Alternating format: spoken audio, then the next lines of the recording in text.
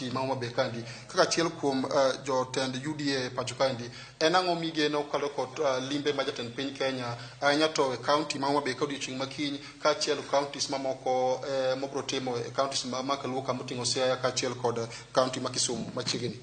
Kamana inyali ne yena mose jowinjo magwa nyikwara Mogajwang.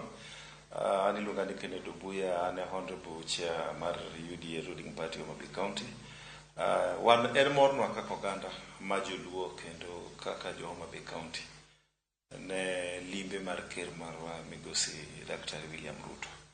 Daktari chakre ne yiere manobedo sworn-in odiochieng' makiny obiro bedo kotimo limbe ne mar abich nyaka ne yiere in 24 months.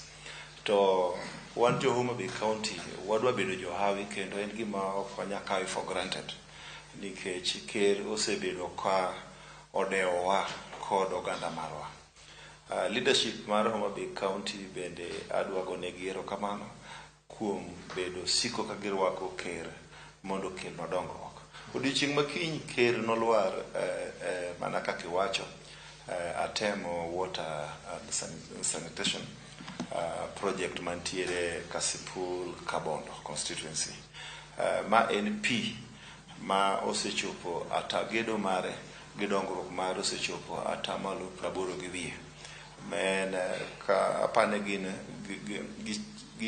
giwuok ka ging'iyo the last mile ma ging'iyo sani ma projection margi ka omede gi omenda matin to nego beni dwe mar 12 pig cha dhi konyo oganda mathoth e sub counties ariyo.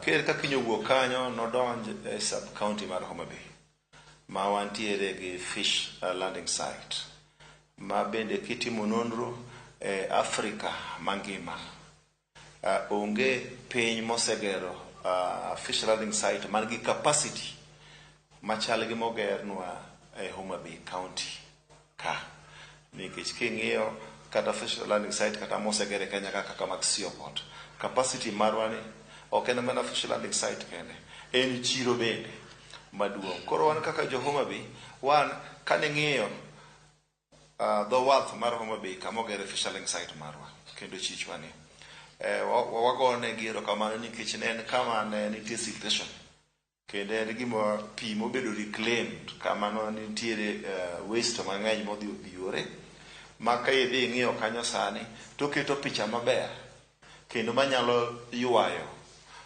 investors kod watali ne county of endless potential.